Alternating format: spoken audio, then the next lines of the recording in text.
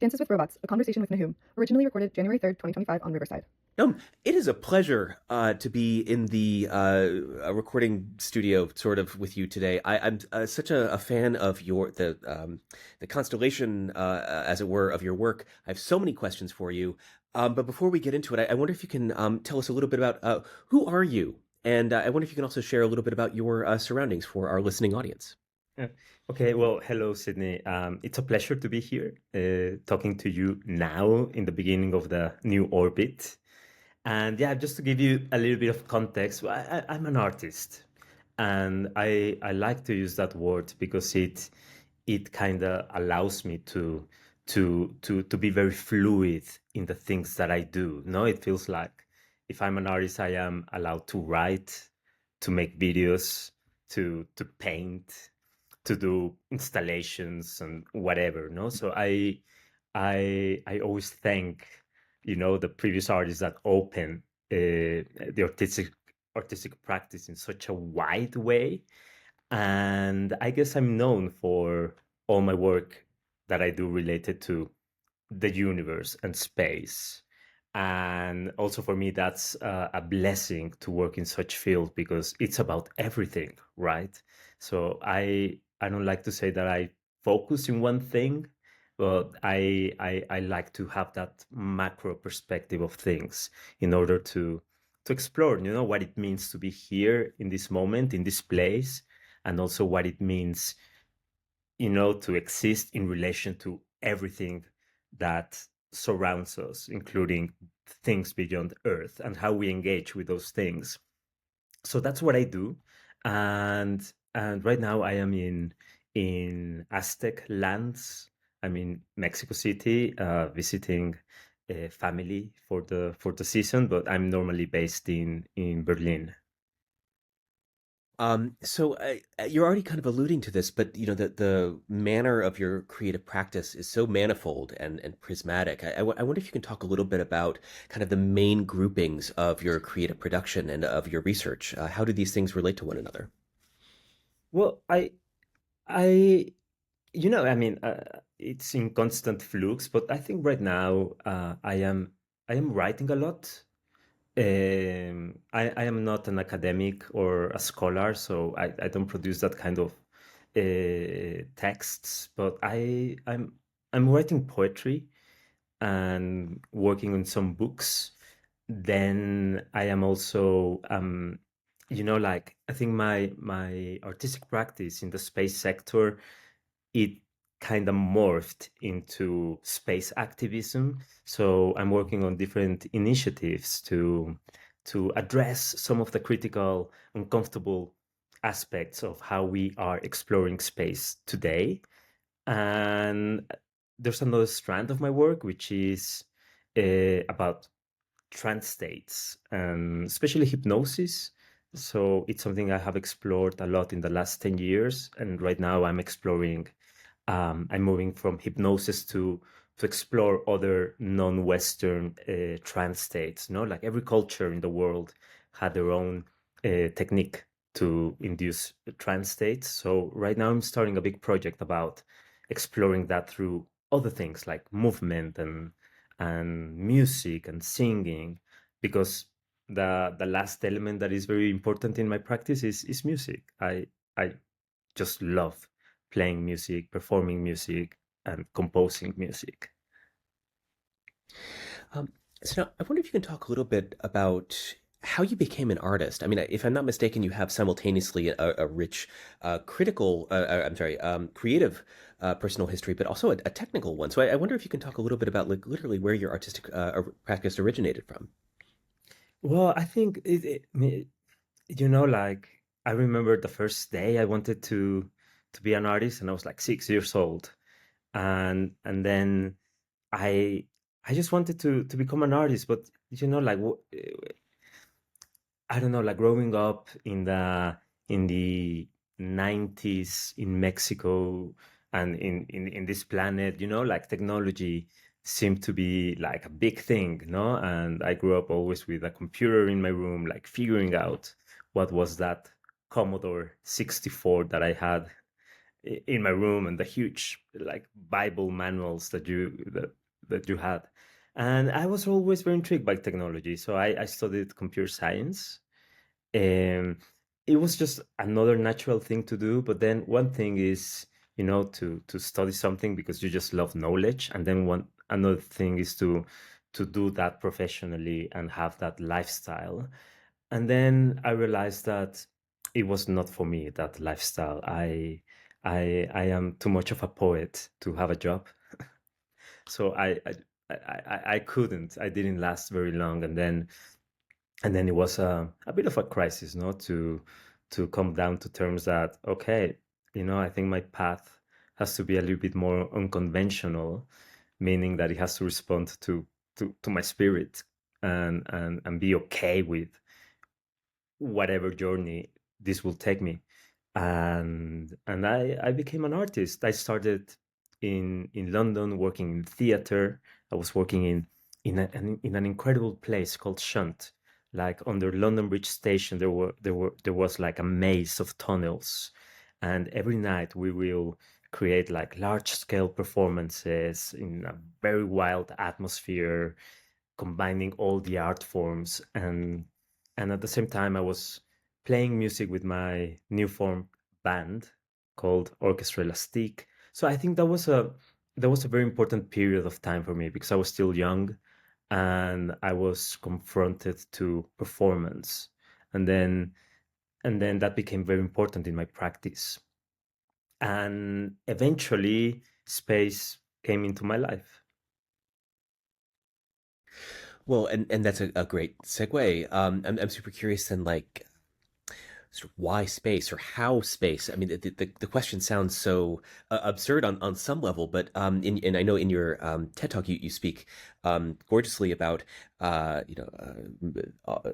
the so the vast distributed sort of histories and creative practices that center the cosmological and the interstellar, and that this is obviously something that we collectively have been dreaming about for since forever.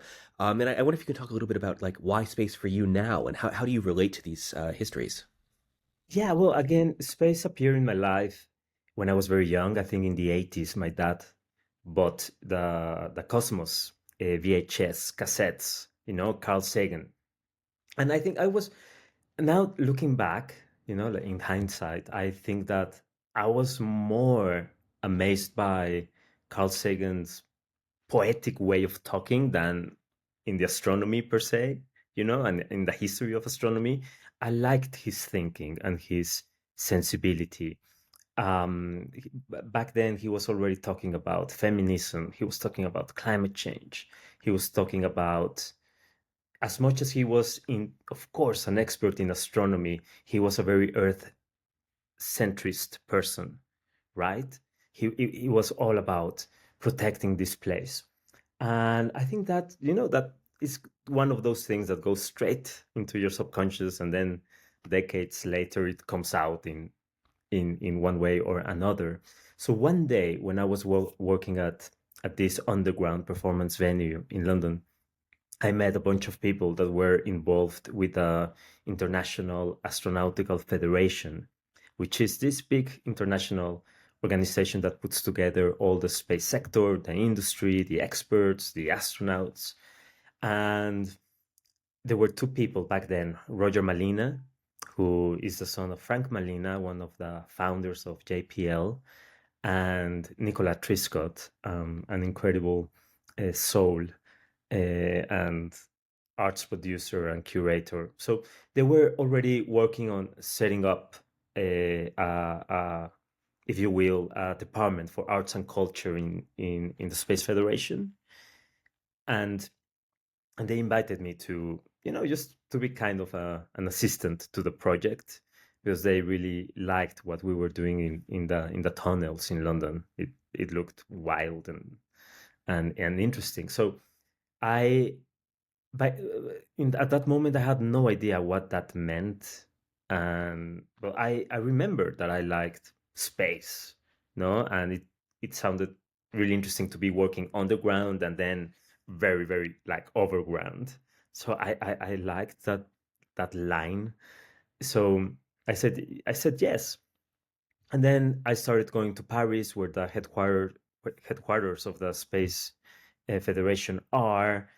And it was, for some years, I was just like in love of all the work that was happening in Earth's orbit and beyond, all the space activities, space exploration. I don't like to use exploration because it has colonial hints, but space activities. And then it was after some time that my approach to the work that is happening in the space sector world started to change.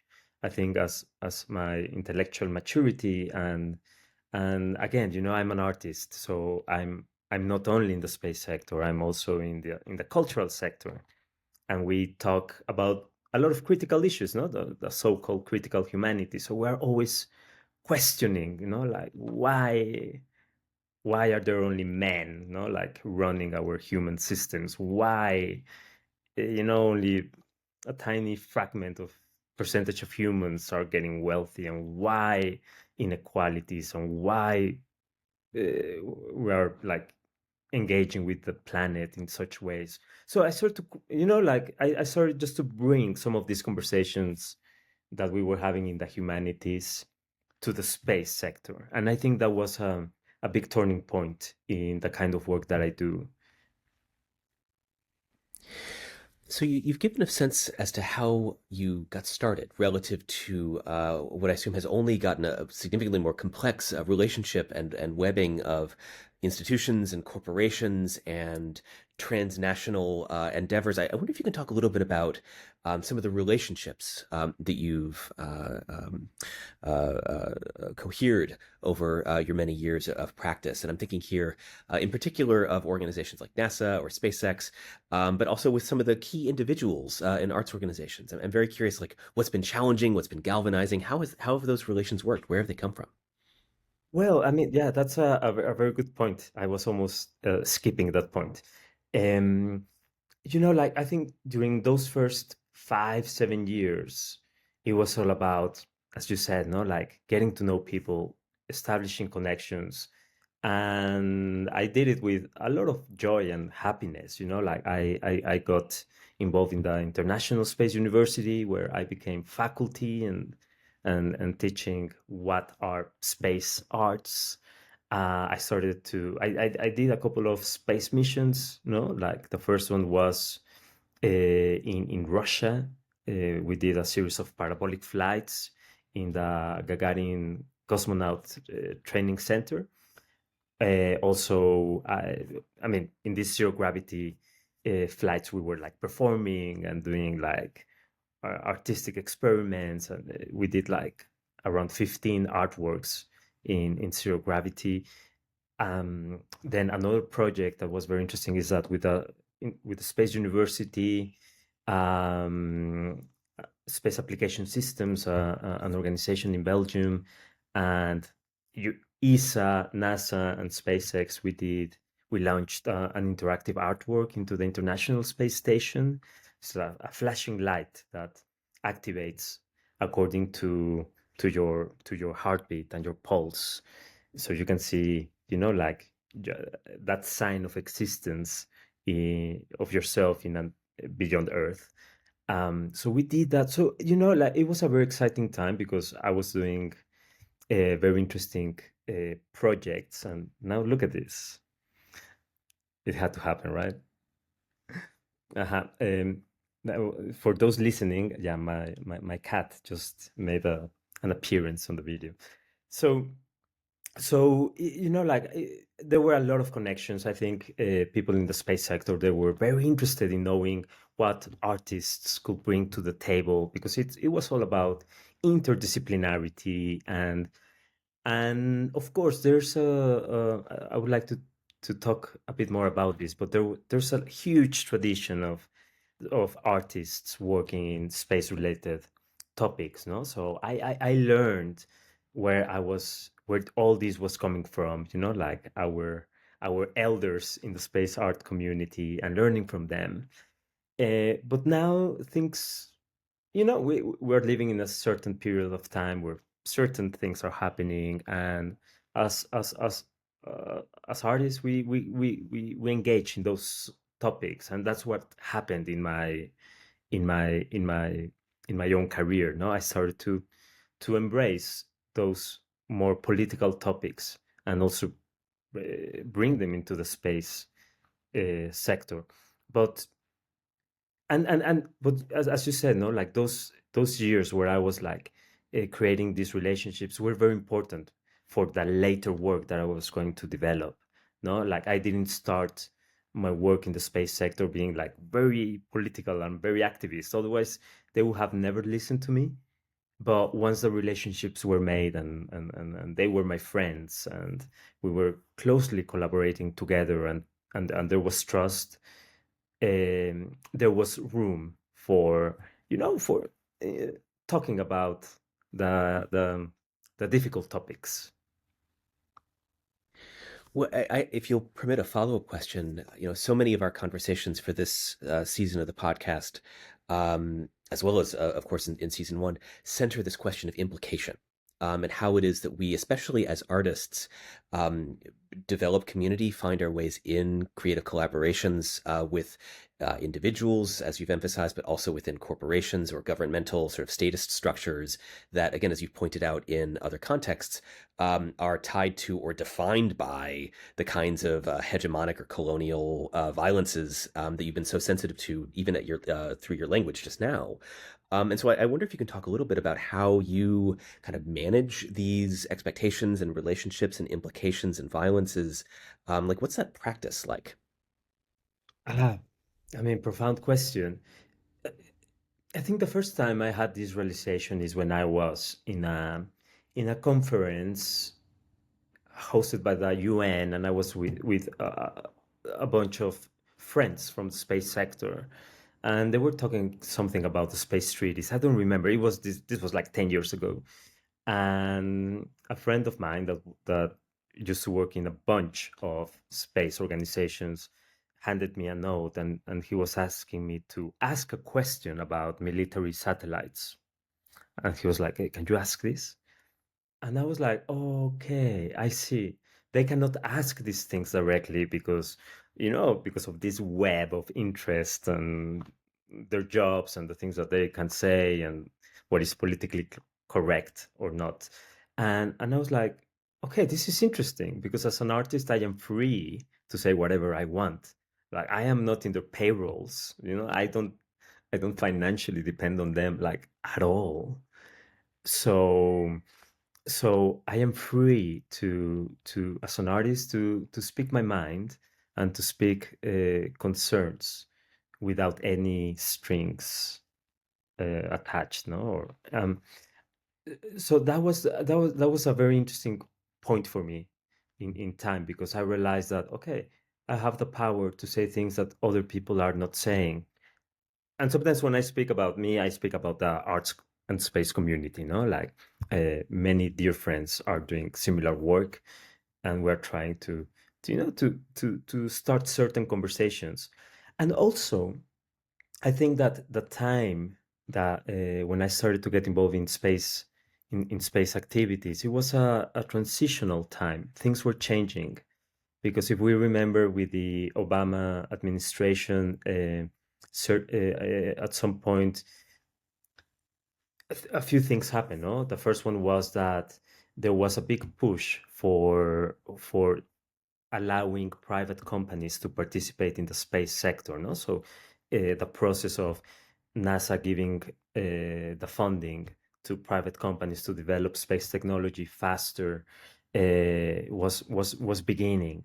So that opened a new door of things that we had never seen before in the space sector, which is the privatization of space. No, in the beginning, we didn't know if it was only like NASA outsourcing technology, or later on, no, when the US passed this law where it is okay for US citizens to profit from space resources, and now all the what we know today as the new space, no, and the space economy, which is the prospect of establishing an economy based on space activities, no, either by using space technologies or the other one that we are yet to see how it's going to work, but is by exploiting space resources. So also I was in the space sector already when this was happening. So I've been there in, from this change from national space agencies doing work and science and international collaboration and all those things that we were always very proud of into boom, suddenly it's about the economy in space. And that brought a different set of challenges and issues.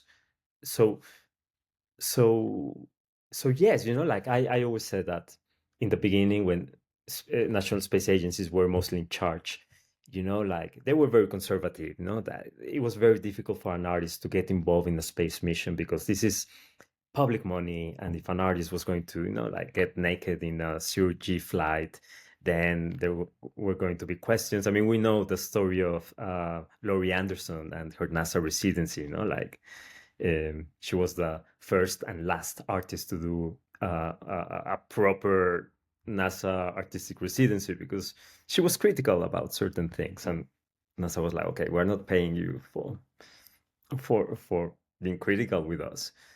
So it's true that like these sectors are not used to critique in the way that we understand critique in the humanities.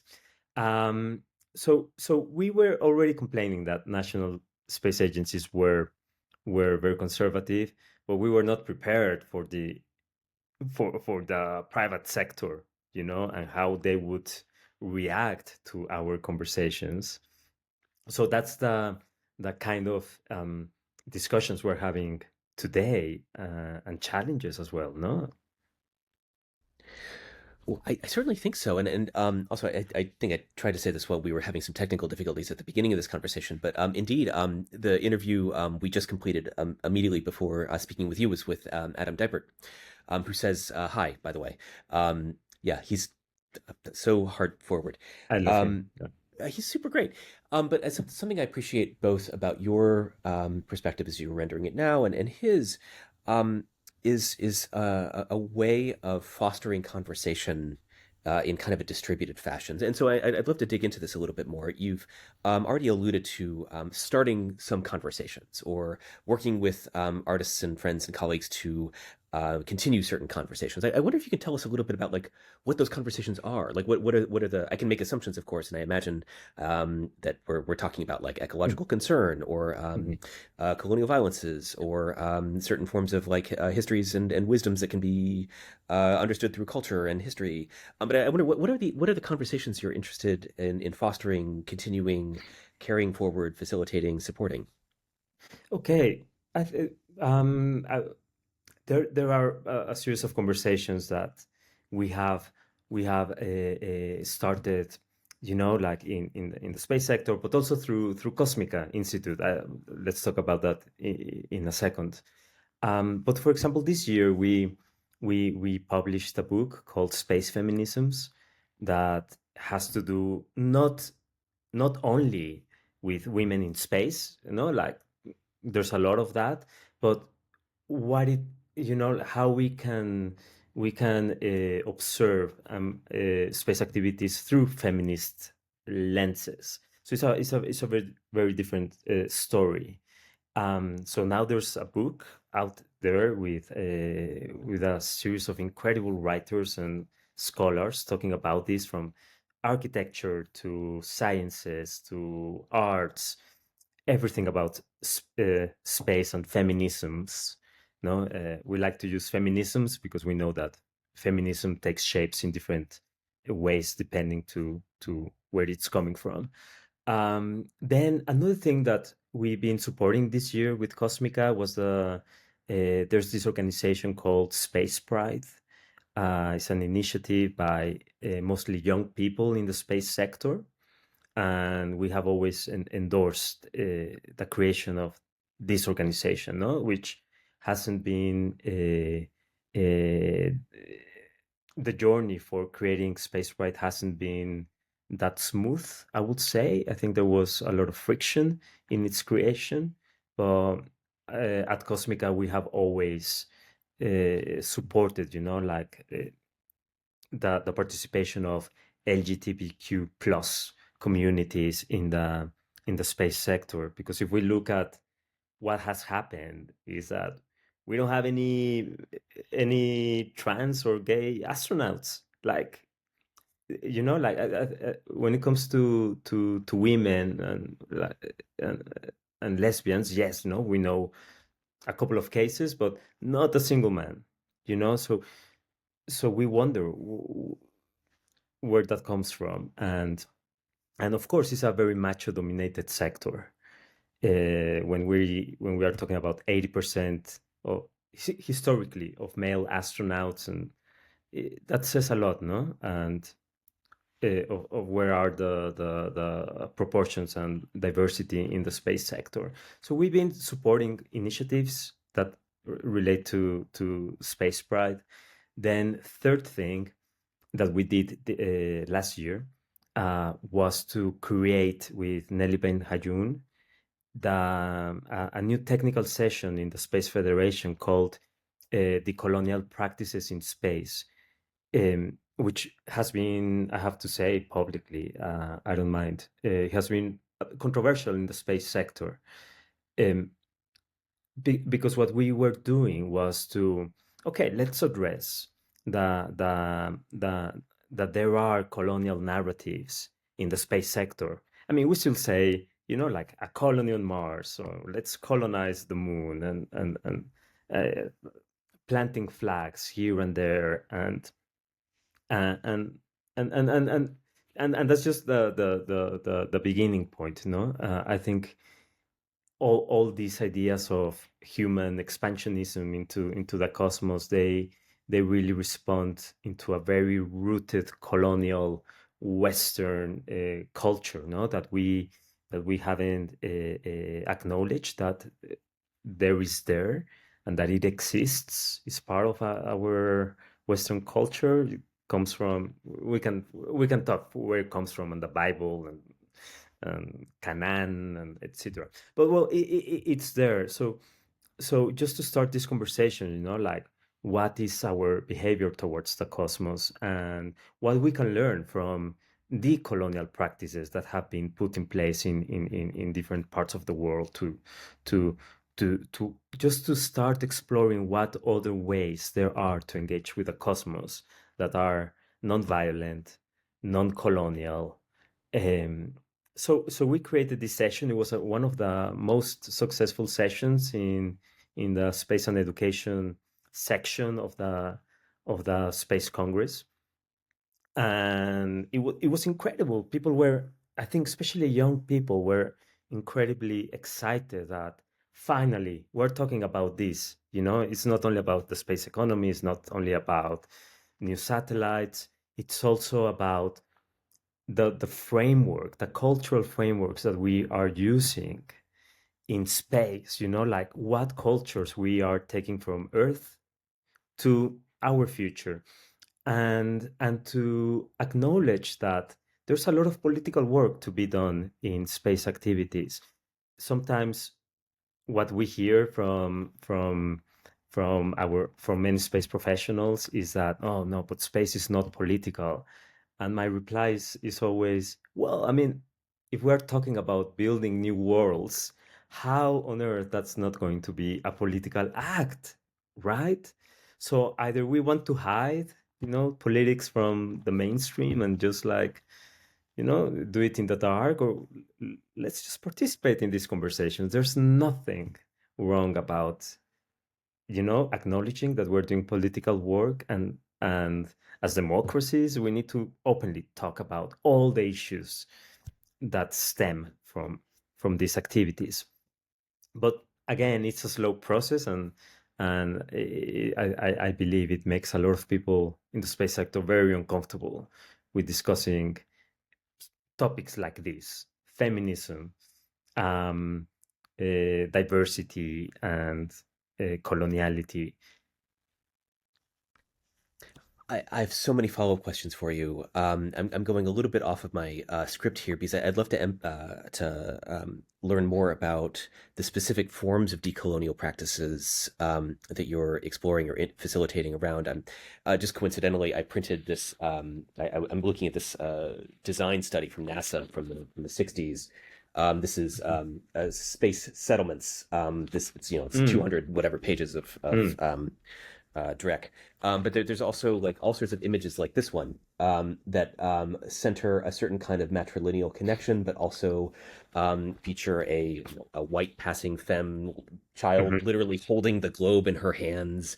And I'm thinking about that relative to, and I'm sure you're familiar with this, some of SpaceX's recent kind of postulating around like what space culture looks like. And I'm thinking here in particular of an illustration of a zero G like violin concert question mark with a white lady with lots of hair and giant breasts playing a violin for a seated audience or whatever. And so I'm deeply mindful of how culture repeats and reifies and makes real certain kinds of dominating assumptions about like whose culture matters, whose bodies matter. And so I go back again and again to this notion I'm thinking here. I think it's from Tuck. The decolonization is not a metaphor. This is not. It's not a metaphor. And so I wonder at that if we can. I wonder if you can kind of respond to that. Like, what are the specific kinds of decolonial practices you're talking about, or interested in, or seeking to kindle with your colleagues and collaborators? Well, I mean, the most common response is like, okay, there's nothing to colonize, no? Because on Earth, the colonial process that we know has to do with humans, going into another territory with humans and appropriating that land, exterminating cultures and so on, what we know. And what they say is like, well, in space there are no humans to be colonized, just like it's just stones and rocks.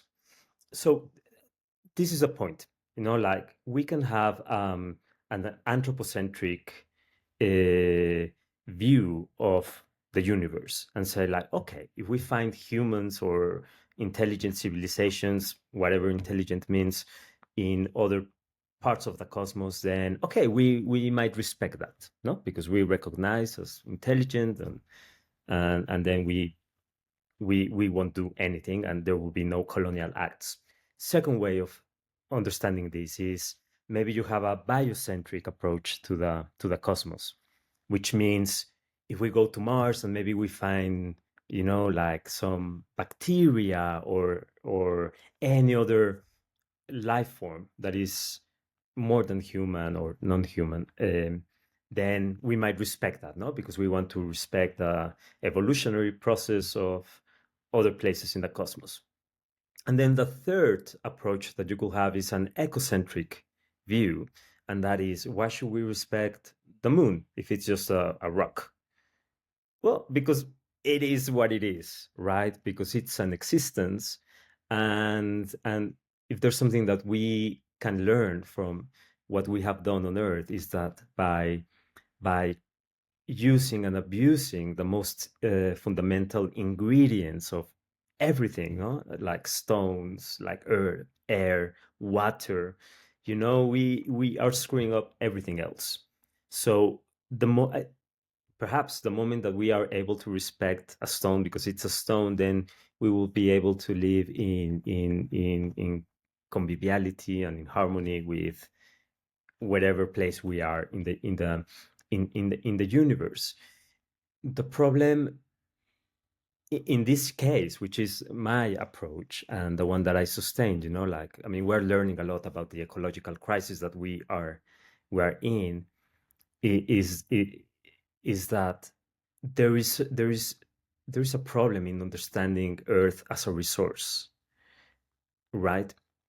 And again, we can spend a lot of time analyzing where this culture comes from. Some will say that it comes from the Genesis, no? From humans are given the earth to in order to dominate and reign upon. So if we understand everything that is non-human, including animals and elements as resources, then we certainly seem to have a very abusive relationship to everything else. that is a big problem, no, of the ecological crisis. So what if we export this way of engaging with the more than human to other places in the cosmos? Like, what if we start like mining the moon? And as I always say, like, imagine that one day you look at the moon and it has like a dent, as if it was like an bitten apple. Or if you look at Saturn's rings and you find gaps, between the rings because we've been extracting resources. I think soon we will be talking about the anthropocosmos, no, an era of human interference in the delicate balances of the universe. This is what happened in the Industrial Revolution. We were very good at developing very interesting and technologies, but we didn't care too much about the consequences of those technologies. And let's just look at what's happening outside of Earth, no, in the orbit. It has millions of tiny particles that we call space junk, right? So that's already happening. Um, so this is one of the conversations I'm trying to bring into the table. Like, if what we have done to Earth is the blueprint of what humans do to a celestial body, then I think we need to go back. I mean, personally, I think we need to go back to the drawing board and start creating and writing new ways of engaging with celestial bodies and planets and all that, because we know for certain that exporting the paradigms and the systems that we have used on Earth, we're just going to replicate, right, the same issues. And this is a missed opportunity for the space sector, because in the same way that they are developing the latest science and technology, we need to innovate in the cultural paradigms, right? And that's very exciting. But if we do exactly, the same, and suddenly, like, we establish the same economy principles, the same uh, paradigms to rule the land in other places, then that would be such a I don't know, very, very disappointing.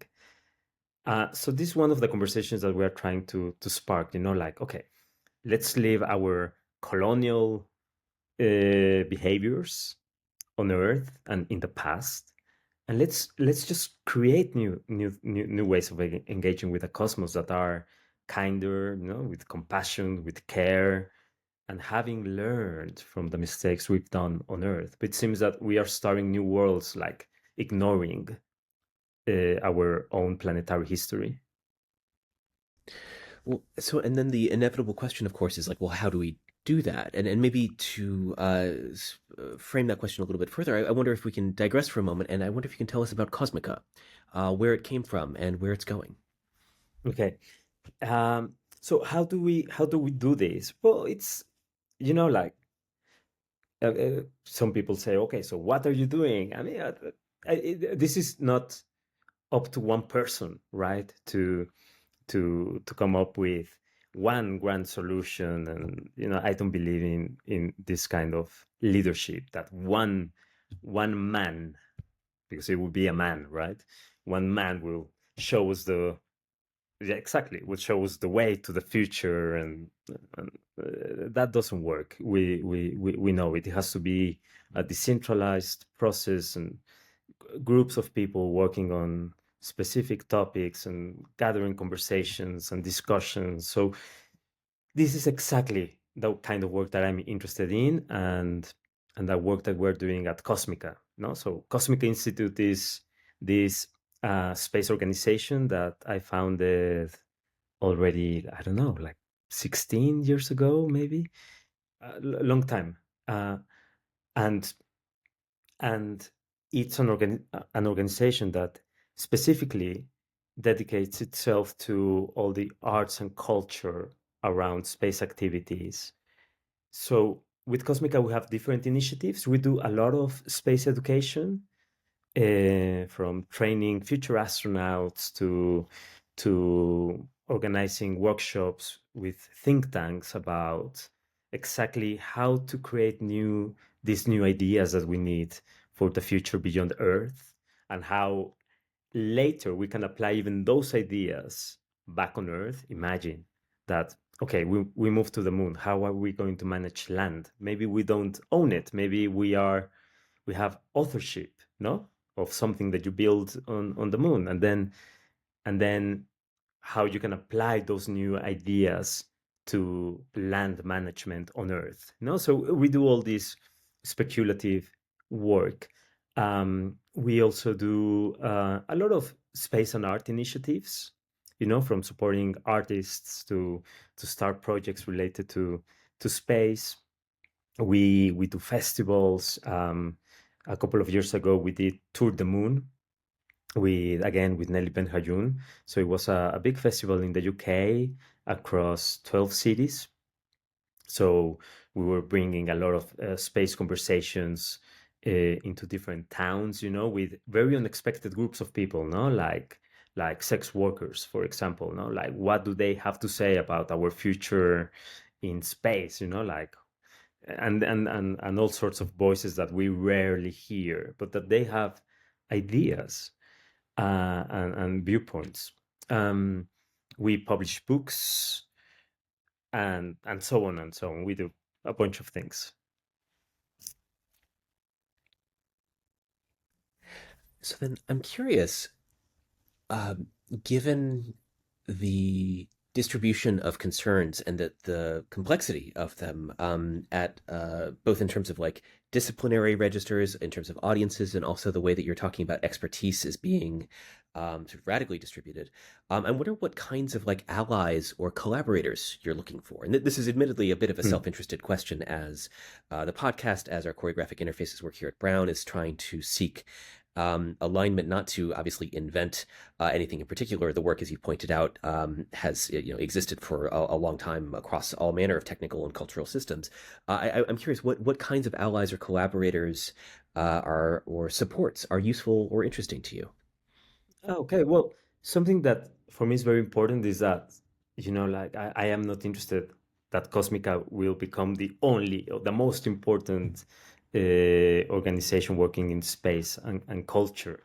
For me, what is very exciting is to see how other similar organizations are being born in different places, like Lumen in the UK, like Seut in Slovenia, like the Space Initiative in the MIT Media Lab. So all these are great, like this is what we need. We need a plurality of multiplicity of new ideas.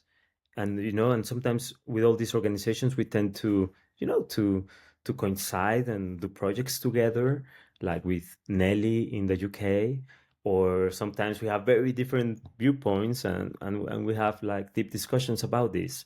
So, so I am interested in having this kind of collaborators, like people that are grouped together to work on these topics. But also, as I was mentioning in Tour de Moon, I'm interested in listening to those voices that we rarely hear, like sex workers, like young people. Like in the UK, we were doing that a lot with youth, like that have been neglected from the the the, the mainstream concerns. Um, but also, for example, with Cosmica, we've done a lot of activities with migrants and refugees. What we were thinking is like, okay, if we're going to envision new ways of migrating, or just to make sense of what that would mean eventually, well, then we have to ask to those people that are living it in flesh today. So, for example, in Berlin a few years ago, when there was this refugee crisis, maybe like 7 years ago. Um, we went to Tempelhof, where to this place where the refugee shelters used to be. They're still there, by the way. And we were like, okay, let's imagine that we go to the moon. How are we going to do it? What does that mean? Like, what will happen to the concept of home? What is home, anyways? Is it this Earth? Is it this solar system? Is it the galaxy? Is it everything? Um, what strategies will we use to remember Earth and to honor it? And instead of us imposing, like certain ideas or narratives on them, we go there and listen, and and Cosmica and all the people on our side, we start building things and ideas and writing stories based on what they were telling us. Also, we did some work in Mexico in jails, in the prison system. People that are confined like for decades, if not for lifetime in prisons. So it's like we go with them, and it's like, okay, what does it mean to live in a capsule for so long? Like how values change, how our understanding of home.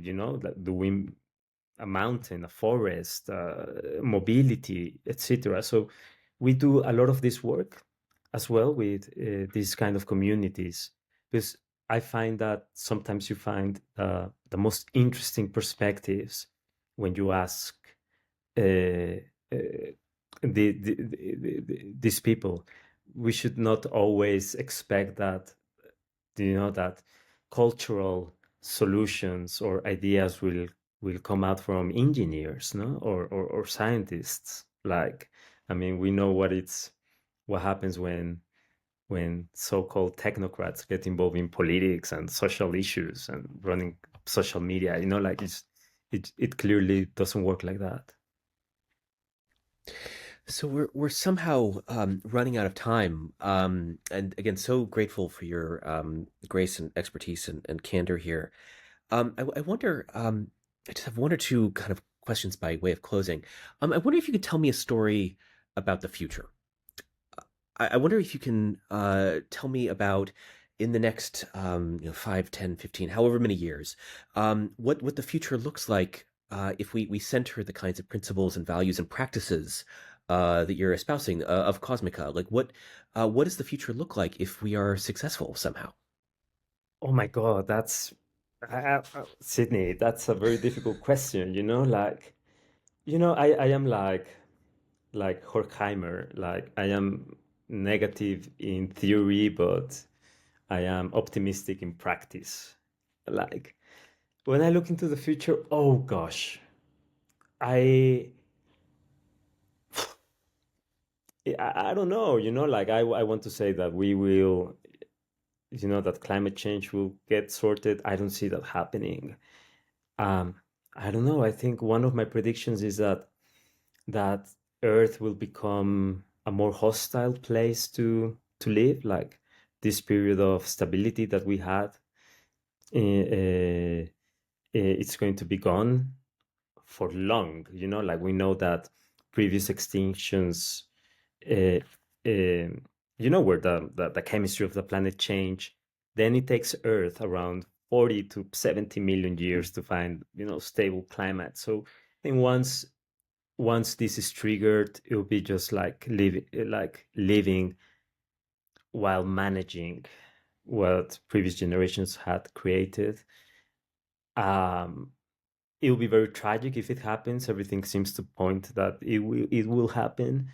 But what I'm hopeful about is that once Earth becomes a difficult place to live in, it will force humanity to radically change everything that we do. And radically, as we know, it means, from the root, uh, deeply.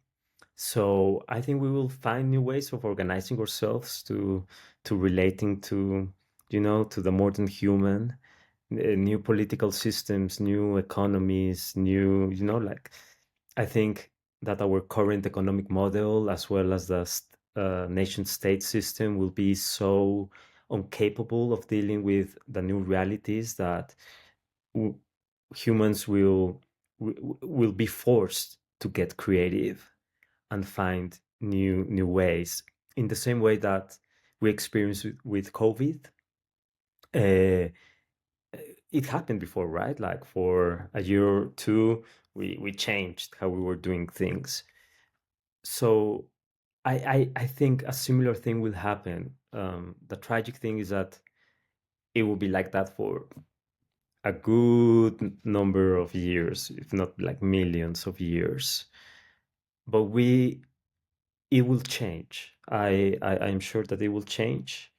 So I hope that the future will be there will be an alternative for this like expansionist and ever growing dreams, and instead we will focus on depth, on going deep into the things we have here at hand, uh, and that we will learn how to respect this planet and other existences, because we know that without them we just don't exist, and hopefully we will also slow down on certain things. This is another provocation that I always pose to the space community. What if we slow down, like we don't need to be rushing to see who's going to be the first in developing this rocket or this AI and so on. Like, I think it's time to slow down, and again, depth. I think depth is important. Growth, it's an old idea that doesn't work, right? Economies don't have to.